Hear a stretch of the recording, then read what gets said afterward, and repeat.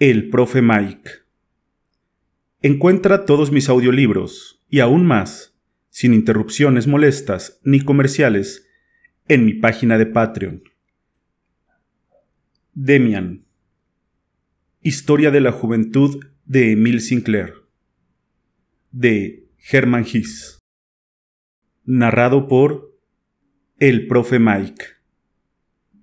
Introducción. Para contar mi historia, tendré que empezar muy atrás. De ser posible, me tendría que remontar todavía más, hasta mis primeros años de infancia, e incluso quizá hasta la lejanía de mis antepasados. Los poetas, cuando escriben novelas, se inclinan a actuar como si fuesen Dios y pudieran mirar toda una historia humana, comprendiéndola y relatándola como si Dios se las hubiese contado, sin ningún velo, manifestando en todo momento su más íntima esencia. Yo no me siento capaz de hacerlo, como tampoco los poetas, pero mi historia es más importante para mí que para cualquier poeta la suya, ya que es la mía y la historia de un hombre, no la de un hombre ficticio o inexistente, sino la de un hombre real, único y vivo. Hoy sabemos menos que nunca lo que esto significa, un hombre realmente vivo, y por eso se destruyen a millares los hombres, cada uno de los cuales es una valiosa creación de la naturaleza. Sería fácil hacernos desaparecer con una bala de fusil, si no fuéramos algo más que individuos aislados, y en ese caso no tendría objeto contar historias. Pero cada hombre no es tan solo él mismo, sino el punto único, singular e importante en el que se entrelazan los fenómenos del mundo, una sola vez y nunca más. Es por eso que la historia de cada hombre, mientras viva y cumpla la voluntad de la naturaleza, es digna de toda la atención, ya que es algo maravilloso. En cada hombre hay un espíritu que sufre y es crucificado, y en cada crucificado hay un Salvador. Hoy, muy pocos saben lo que es el hombre. Tal vez lo presienten algunos, y estos mueren más aliviados, como yo moriré cuando termine de relatar esta historia. No puedo decir que soy un sabio. He sido un hombre que busca y sigue buscando, pero ya no en las estrellas y en los libros, sino que empiezo a escuchar las enseñanzas de mi sangre. Esta, mi historia, no es dulce ni agradable, pues no es una historia inventada, sino que tiene un sabor a insensatez, a locura, a confusión y a sueño, como la historia de los hombres que no quieren decirse mentiras a sí mismos. La vida de cada hombre es un sendero que lleva hacia sí mismo la huella de un camino. Nunca un hombre ha sido por completo él mismo, pero todos tienen la aspiración de llegar a serlo.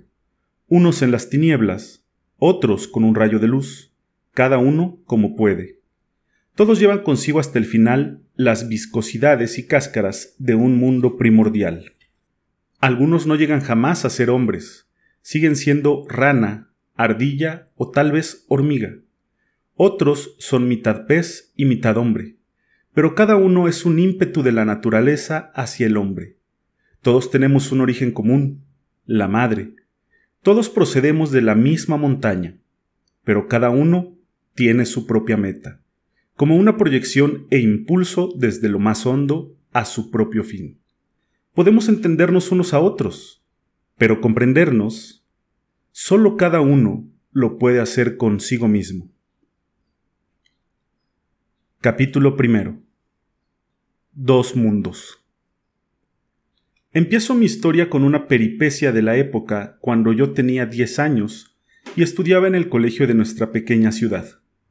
Muchas cosas de aquel tiempo conservan en mí su perfume de nostalgia y de suave melancolía. Callejones oscuros, calles claras, torres y casas, campanadas de reloj, caras humanas, habitaciones llenas de confort y bienestar, habitaciones colmadas de misterio y un miedo horrible a los fantasmas, un olor a cálida intimidad, a criadas y conejos, a fruta seca y a remedios caseros. Dos mundos opuestos se confundían allí. De dos polos surgían el día y la noche. Uno de esos mundos se reducía a la casa paterna, más claramente y, en realidad, a mis padres. En su mayor parte, este mundo se llamaba padre y madre, amor y severidad, ejemplo y escuela. A este mundo pertenecían la claridad y la limpieza. Ahí habitaban las buenas costumbres, las palabras amables y suaves, los vestidos limpios, las manos lavadas. Ahí se cantaba el coral matutino y celebrábamos la Navidad, y en este mundo estaban trazadas las líneas rectas, los caminos conducentes a un buen futuro, la culpa y el perdón, el deber, la confesión y los buenos hábitos, y el amor y respeto a la Biblia. En este mundo había que mantenerse, dentro de la vida bella y ordenada, clara y limpia. El otro mundo empezaba en nuestra propia casa, pero era totalmente diferente. Olía diferente, hablaba de otra forma, exigía y prometía otras cosas. En este segundo mundo existían historias de aparecidos, criadas y aprendices, rumores escandalosos. Había un estridente ruido de cosas terribles y enigmáticas, como la cárcel y el matadero, voces de mujeres chillonas y de borrachos, vacas que estaban pariendo y caballos que se desplomaban. Se contaban leyendas de asesinatos, robos y suicidios. Todo esto, hermoso y horrible, salvaje y cruel, nos rodeaba en el próximo callejón, en la siguiente casa. Los policías y los ladrones merodeaban, los borrachos golpeaban a las mujeres, y las viejas podían embrujar y poner enfermos cuando anochecía. Las jóvenes salían abigarradas de las fábricas, los ladrones se escondían en los parajes cercanos, y los perdularios caían en manos de los guardias. Por todos lados pululaba este mundo impetuoso y violento, por todos lados, menos en nuestras habitaciones, donde estaban mi madre y mi padre. Y así estaba bien que fuera, pues era hermoso que entre nosotros hubiera paz y tranquilidad, conciencias limpias y sentido del deber, amor y perdón. Pero también era maravilloso que existiera todo lo demás, lo horrible y lo ruidoso, lo cruel y brutal, pues de todo esto se podía huir refugiándose en el regazo de la madre. Y lo más asombroso es que estos dos mundos estuvieran tan cerca uno del otro. Como ejemplo, puedo citar a nuestra criada Lina, pues en las noches, cuando rezaba y cantaba con su voz clara, en el cuarto de estar, junto con toda la familia, con sus manos limpias y su delantal planchado y almidonado, pertenecía por completo al mundo de mis padres, a nosotros, a todo lo que era limpio y decoroso, claro y recto. Pero después, cuando estaba en la leñera o la cocina, cuando me relataba historias de hombres sin cabeza, o cuando peleaba con las vecinas en la carnicería, era otra completamente distinta. Pertenecía al otro mundo que estaba rodeado de misterio. Así acontecía con todo, y más que nada, conmigo mismo. Sí, yo pertenecía, desde siempre, al mundo recto y lleno de luz. Pero a donde quiera que mirase o escuchase, allí estaba el otro mundo. Y también, claro, yo vivía en ese otro mundo, aunque a veces me resultara extravagante y siniestro. Y allí, frecuentemente, me asaltaban el miedo y los remordimientos. A veces, yo prefería vivir en el mundo prohibido, y otras tantas, al regresar a la claridad y a lo limpio, me parecía un regreso a algo menos hermoso, más tedioso y vacío. Yo sabía que mi objetivo en la vida era llegar a ser como mis padres, limpios y superiores, pero el camino era largo y cansado. Ir a la escuela, estudiar para aprender, pasar pruebas y exámenes, y el camino iba siempre al borde del otro mundo más oscuro. A veces, al atravesarlo, no era difícil caerse y hundirse en él. Se contaban historias de hijos perdidos, a quienes esto les había acontecido, historias que yo leía con verdadera pasión. Retornar al hogar paterno redimía de toda culpa, y era grandioso y excelso.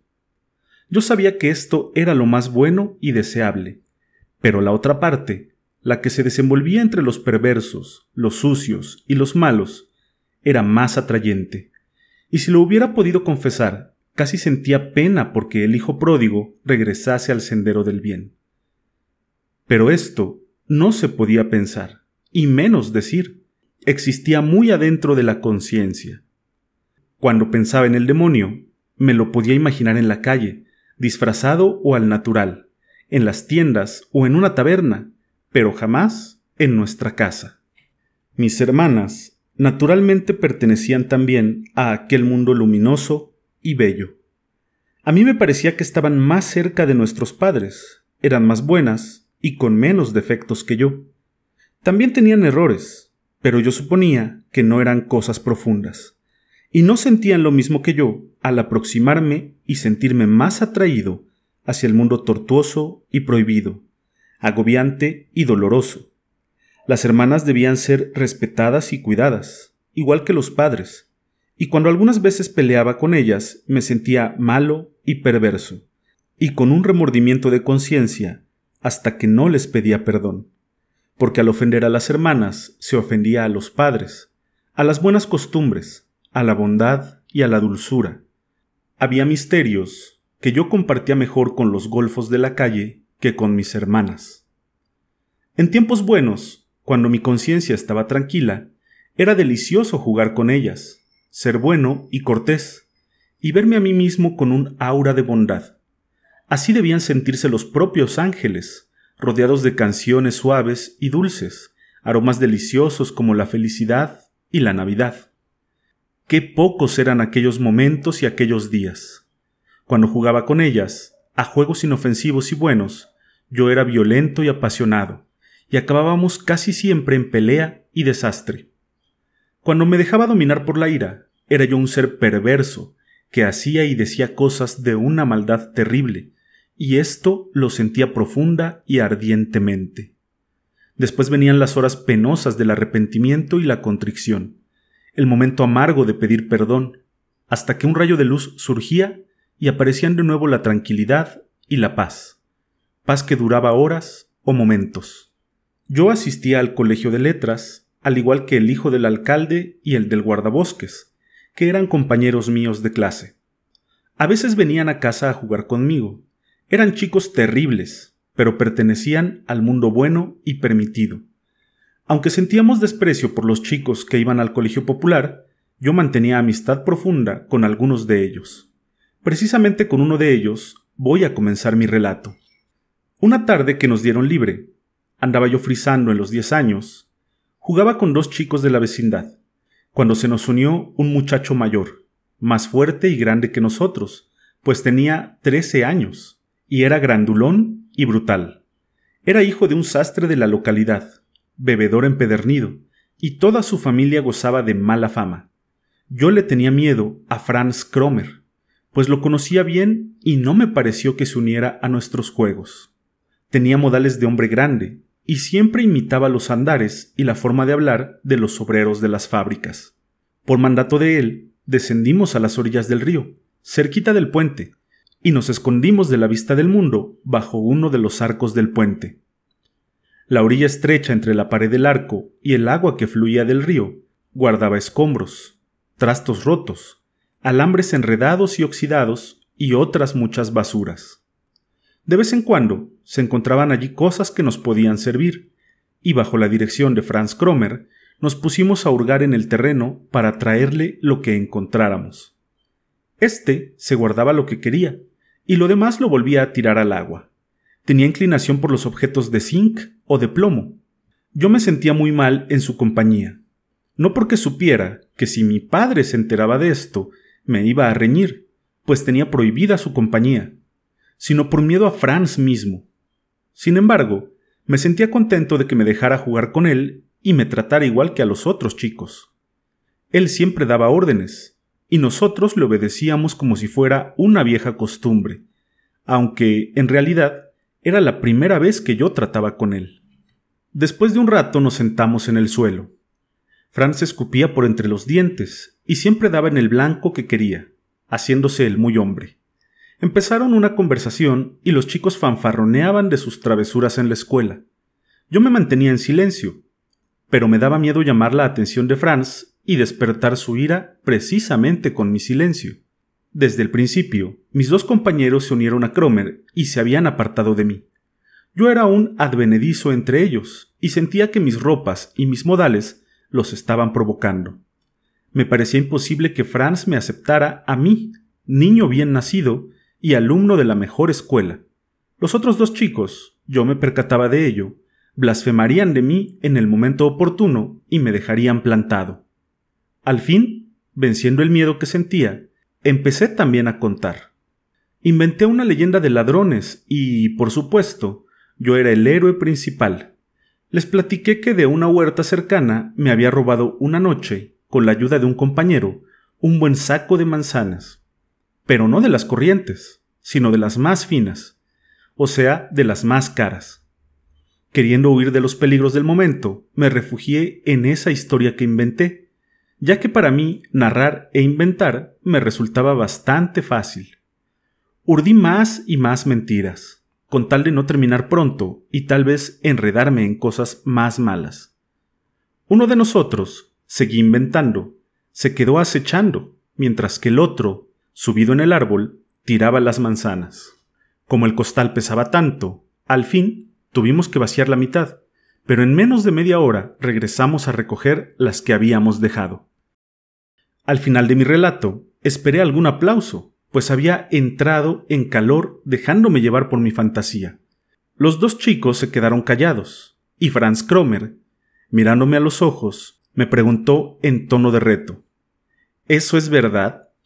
Sí, respondí. ¿De verdad? Sí, de verdad, contesté imperturbable, mientras que el miedo se apoderaba de mí. ¿Me lo juras? Tuve un miedo indecible, pero rápidamente contesté que sí. Entonces repite: lo juro por Dios y por mi salvación eterna. Yo repetí: por Dios y por mi salvación eterna. Está bien, contestó, y se alejó de mí. Yo estaba seguro que con eso ya no me molestaría. Y me dio gusto cuando se levantó y nos dijo que nos fuéramos. Cuando llegamos al puente, yo dije, timorato, que tenía que volver a casa. No corre tanta prisa, dijo riéndose Franz. No corras tanto, que llevamos el mismo camino. Franz caminaba lentamente, y yo no me decidí a escaparme, porque, de veras, íbamos por el camino a mi casa. Cuando llegamos, vi la puerta con su grueso aldabón dorado, la luz del sol iluminando las ventanas del cuarto de mi madre, el regreso a mi casa, dichoso regreso a casa, a la paz y al bienestar. Rápidamente abrí el portón dispuesto a cerrarla detrás de mí, pero Cromer entró junto conmigo. En el zaguán, donde apenas entraba una poca de luz, se me acercó y cogiéndome de un brazo me dijo: «Oye, no corras tanto». Yo lo vi espantado. Su mano se aferraba a mi brazo brutalmente. Me pregunté si quería pegarme. Si yo gritara fuerte, pensé, ¿vendría alguien rápidamente a salvarme? Pero no lo pude hacer. No me decidí a gritar. «¿Qué te pasa?», le pregunté. «¿Qué cosa quieres?». «Nada en especial. Quiero preguntarte algo sin que los otros se enteren». «Está bien. Pregunta lo que quieras rápido, porque ya me tengo que subir». «Dime quién es el dueño del huerto que está junto al molino. Tú lo sabes, ¿verdad?», me dijo Franz muy quedo. «Creo que es del molinero, pero no lo sé de cierto». Franz me tenía abrazado fuertemente, y sus ojos me miraban con un brillo siniestro y maligno. Su cara irradiaba crueldad y poder. «Oye, chiquillo, yo sí sé de quién es el huerto. Yo ya sabía lo del robo de las manzanas, y sé que el dueño ha prometido 2 marcos a quien le diga quién fue el autor del robo». «Virgen Santa», le dije, «pero tú no se lo dirás, ¿verdad?». Yo sabía que era inútil apelar a su honor. Franz pertenecía al otro mundo. Para él, la traición era cosa común. Yo estaba consciente de ello. En esto, la gente del otro mundo era diferente a nosotros. «Te equivocas si piensas que no se lo voy a decir», se carcajeó Cromer. «¿Piensas que yo tengo fábrica de dinero? Yo no tengo un padre que me pueda dar lo que yo quiero. Si puedo ganarme 2 marcos, que me dará el molinero, no voy a desaprovechar la ocasión. Quizá me dé algo más. De pronto me soltó. Mi zaguán ya no tenía ese olor a paz y seguridad. El mundo se derrumbó a mis pies. Él me acusaría. Yo era un delincuente, un ladrón. Llegaría a oídos de mi padre y tal vez viniera la policía por mí hasta mi propia casa. Me acosaban todos los horrores. Todo lo malo y peligroso se me venía encima. Yo en realidad no había robado las manzanas, pero eso no tenía importancia, pues yo le había jurado que sí. Dios mío, santo Dios. Yo tenía ganas de llorar. En ese instante se me ocurrió que podría pagarle con algo. Busqué en mis bolsillos, pero no tenía ni una manzana, ni una navaja. Nada tenía yo. Me acordé del reloj que me había regalado mi abuela, aquel viejo reloj de plata que no funcionaba, pero que yo llevaba puesto. Me lo quité rápidamente. Cromer, supliqué, por favor no me denuncies. Eso no está bien. Ten, te regalo mi reloj. No tengo nada más. Quédatelo, es de plata. Está descompuesto, pero se puede componer. Cromer se rió. Me quitó el reloj con su enorme mano, esa mano que amenazaba mi vida y mi tranquilidad. Es de plata, dije con timidez. No me importa nada ni tu plata ni tu reloj, dijo con profundo desprecio. Arréglalo tú. Espera, Franz, grité muerto de miedo. No te vayas, toma el reloj, es de plata, y no tengo otra cosa. Me miró con frío desdén. Bueno, chiquito, ya sabes a dónde voy a ir. Quizás se lo diga a la policía. Conozco muy bien al sargento. Abrió la puerta para salir. Yo lo jalé de la manga. Eso no podía ser. Quisiera haber muerto antes que soportar todo lo que iba a pasar si él se iba. Franz, le grité con gran agitación, no hagas tonterías. Estás bromeando, ¿no? Sí, una broma que te va a costar muy cara. Dime qué quieres que haga. Haré lo que tú me digas. Me miró con su mirada de hielo y se echó a reír. ¡Ja, ja, ja, ja, ja! No seas niño, dijo con falsa cortesía. Tú estás enterado de lo que se trata. Si puedo ganarme esos 2 marcos, no los voy a dejar perder. Ya te dije que no soy rico ni tengo un padre que me dé dinero. Tú tienes hasta reloj de plata. Dame esos 2 marcos y todo marchará de maravilla. Comprendí su lógica, pero 2 marcos para mí era igual que si me pidiera 10 o 100. Yo no tenía nada de dinero. Tenía una alcancía que mi madre guardaba en su habitación, en la que había algunas monedas de las que me regalaban los tíos y parientes cuando venían a visitarnos. Fuera de esto, no tenía nada. En esos tiempos no me daban aún dinero para mis gastos. No tengo dinero, dije bajando la cabeza. Te daré todo lo que tengo. Un libro, unos soldados, mi brújula. Cromer me miró agresivamente y escupió por un colmillo. No digas necedades, imbécil, me gritó en tono autoritario. ¿Una brújula, idiota? No hagas que me enoje y dame el dinero.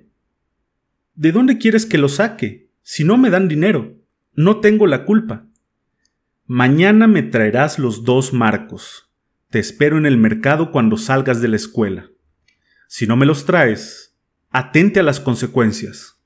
Por Dios, Cromer, ¿de dónde quieres que los saque? No los tengo. En tu casa hay bastante dinero. Tú ve cómo le haces, porque mañana te espero después del colegio. Te juro que si no me los traes... Me volvió a mirar amenazador y se desapareció de mi vista como una sombra. No podía entrar a la casa. Mi vida había terminado. Tuve la idea de escaparme, de tirarme al río, pero todos mis pensamientos eran confusos. Me senté en el último escalón y me ensimismé en mi desgracia. Lina, al bajar a coger la leña, me encontró llorando. Le supliqué que no dijera nada y me subí. En la percha, junto a una gran puerta de cristal, colgaban la sombrilla de mi madre y el sombrero de mi padre. La paz y la tranquilidad del hogar estaban representados para mí con esos objetos. Mi corazón los saludó con agradecimiento. Pero todo aquello ya no era mío. Era el mundo de mis padres, el bueno y el limpio, y yo estaba hundido en la vertiente de lo desconocido. Había caído en las garras de la mentira y del pecado. Me amenazaba el enemigo, los peligros y la vergüenza. El gran cuadro que estaba sobre la chimenea, el suelo de rojo ladrillo, el sombrero y la sombrilla, y las voces de mis hermanas mayores, todo esto me era más querido y valioso que nunca, pero ya no era el refugio y la seguridad, sino un reproche. Todo esto lo había perdido. El barro que llevaba en las botas no se limpiaba en el tapete de la entrada, y de las sombras que me amenazaban y perseguían, mi hogar nada sabía. Los temores secretos que había tenido me parecían de risa, comparados con lo que hoy tenía en mi espíritu. El destino se ensañaba contra mí, y los brazos de mi madre ya no podrían protegerme, y nada debía saber. Importaba poco que mi delito fuera robo o mentira. ¿No había yo jurado por Dios y mi salvación? Mi pecado no era ni lo uno ni lo otro. Yo iba de la mano del diablo. ¿Por qué había salido con ellos? ¿Por qué obedecí mejor a Cromer que a mi padre? ¿Por qué me ufané de haber inventado la historia del robo como si esto fuera una hazaña? Ahora estaba atrapado en las garras de Satanás. En esos instantes no sentía yo miedo por el día siguiente, sino que estaba cierto y seguro de que mi vida había tomado un derrotero entre tinieblas. Sentía con toda claridad que a mi delito seguirían otros, que mis besos y saludos a mis hermanas eran mentiras, porque escondían un secreto. La confianza volvió hacia mí por unos instantes al contemplar el sombrero de mi padre. Podría decirle todo y recibir su regaño y su castigo. Podría decirle la verdad, y esto sería mi salvación. Sería como otras veces, una reprimenda, un castigo, y después el perdón del arrepentimiento. Qué apacible me parecía todo esto. Pero yo sabía que no lo haría. Sabía que mi secreto y mi culpa la llevaría solo yo. Ahora me encontraba entre dos caminos, y tal vez mi vida ya pertenecía al mundo de los malos. Compartir secretos con los perversos y depender de ellos. Había querido hacerme el héroe muy hombre, y ahora tendría que pagar las consecuencias. Me dio gusto que mi padre observara mis zapatos mojados y llenos de lodo. Esto haría que distrajera su atención y no pudiera advertir lo peor. Sentí en mí un sentimiento lleno de maldad. Me sentía yo superior a mi padre. Me embargó un profundo desprecio hacia él por su ignorancia. Su regaño por las botas mojadas me parecía irrisorio. Si supieras mi secreto. Pensaba como un delincuente al que interrogan por un pequeño robo, siendo que en su conciencia lleva asesinatos. Era un sentimiento feo y confuso, pero tan fuerte que me ataba con fuerza a mi secreto y a mi delito. Tal vez, me imaginaba yo, Cromer ya me había denunciado a la policía. La tormenta se desataría, y aquí me estaban regañando como a un niño. De todo lo que llevo relatado hasta aquí, este suceso constituyó lo más importante. Fue el primer rompimiento a los pilares que constituían la divinidad con que yo veía a mi padre. Fue el primer resquebrajamiento de la confianza que yo sentía en mi padre, y que todo hombre tiene que romper para sentirse él mismo. Estos acontecimientos forman, aunque nadie los ve, la línea esencial de nuestro destino. El desgarrón se cura y cicatriza, y también se olvida, pero, en lo íntimo del ser, continúa sangrando. Me asusté del nuevo sentimiento que experimentaba. Quisiera haberme arrojado a los pies de mi padre para besárselos y pedirle perdón. Pero no es posible pedir perdón por algo esencial.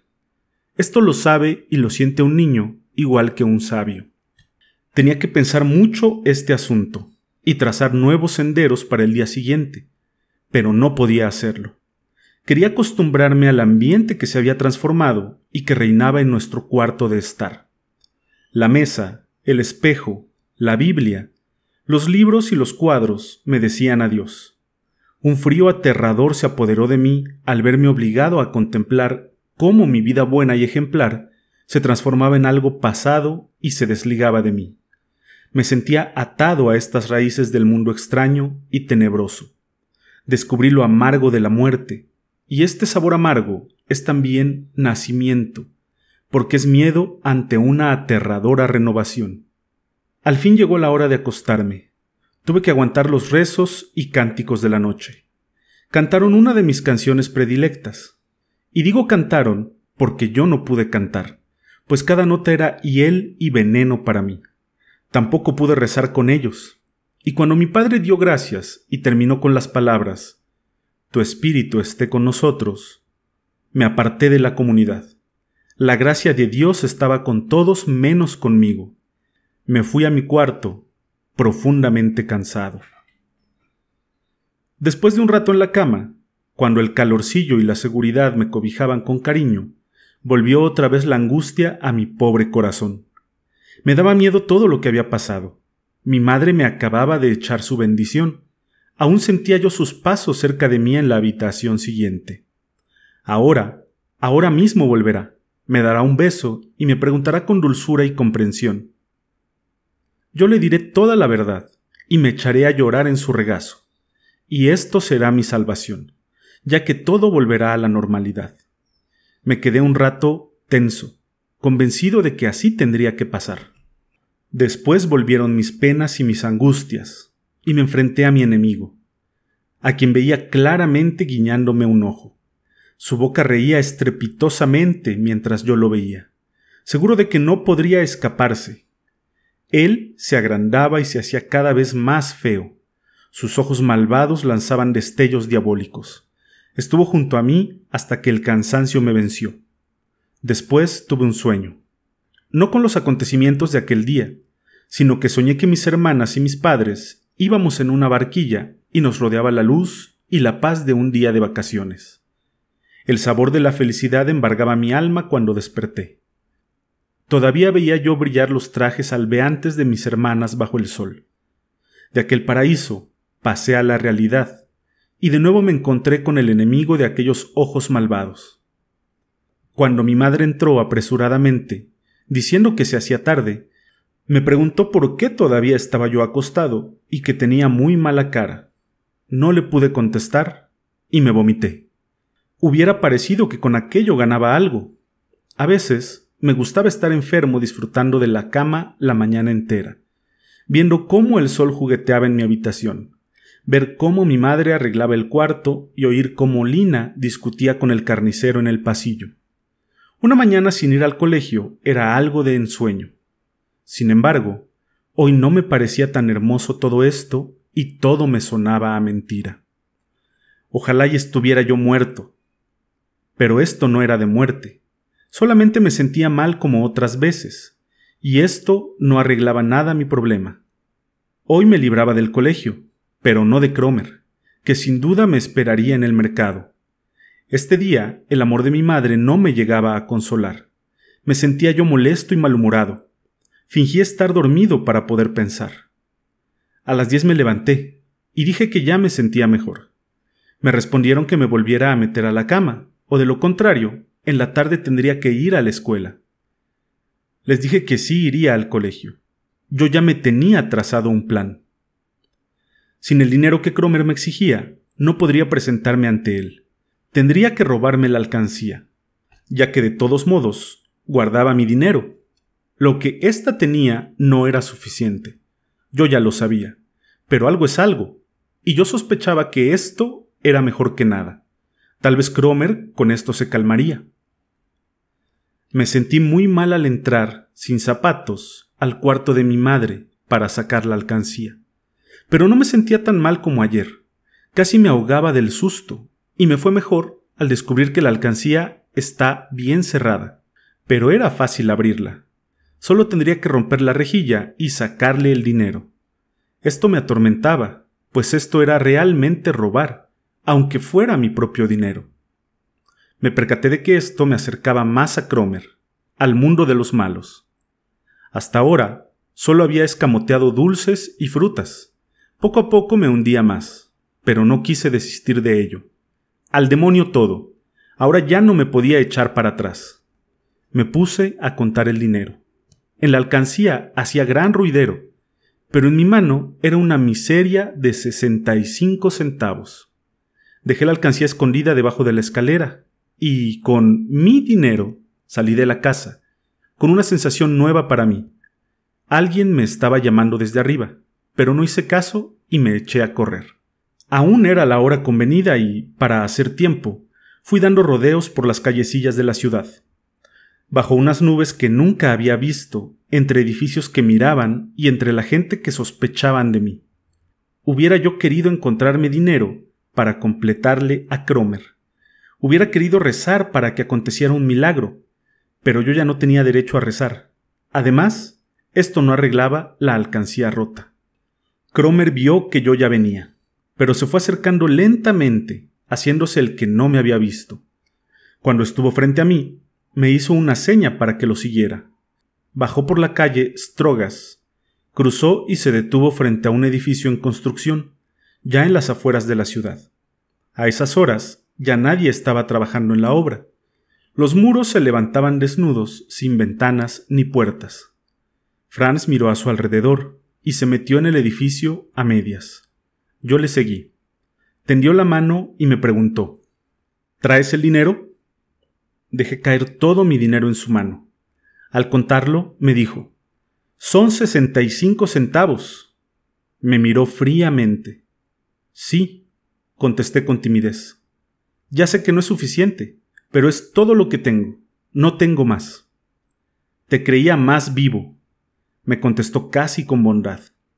«Entre hombres tiene que haber honor. No quiero nada de ti que no sea justo.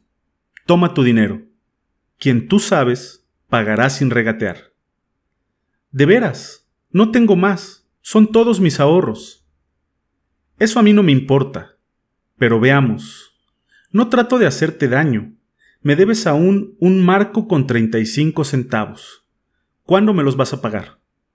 «Te juro que te los pagaré. No te puedo decir cuándo, pero quizá mañana o pasado tengas tu dinero. Debes comprender que no puedo decírselo a mi padre». «Ya te dije que a mí eso no me importa. Te dije que no quiero hacerte daño. Estaba seguro que ese dinero estaría en mis manos antes del mediodía. Tú sabes que yo soy pobre, y tu comida es mucho mejor que la mía. Tú tienes mejor ropa que la mía, pero no te diré nada. Podré esperar un poco más. Pasado mañana te llamaré en la tarde. ¿Conoces mi silbido?» Me chifló una señal que yo ya había oído otras veces. «Sí», dije, «ya la conozco». Se alejó haciendo como si no me conociera. Esto había sido un negocio y nada más. Todavía hoy me espantaría el silbido de Cromer si lo volviera a oír. Desde ese día lo tuve que seguir oyendo muchas veces. Tenía la impresión de oírlo persistentemente.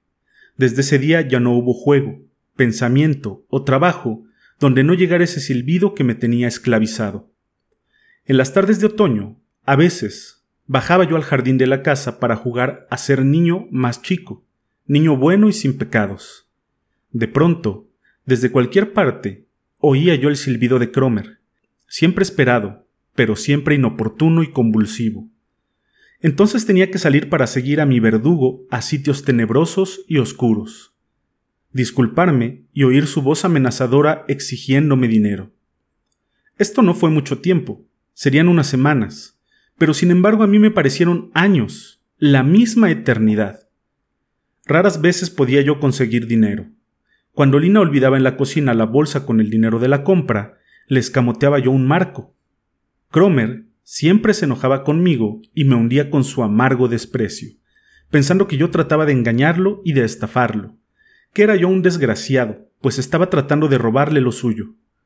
Nunca me he sentido tan desdichado, ni sentido mayor desesperanza. Había llenado la alcancía con fichas de jugar, y la había puesto otra vez en su sitio.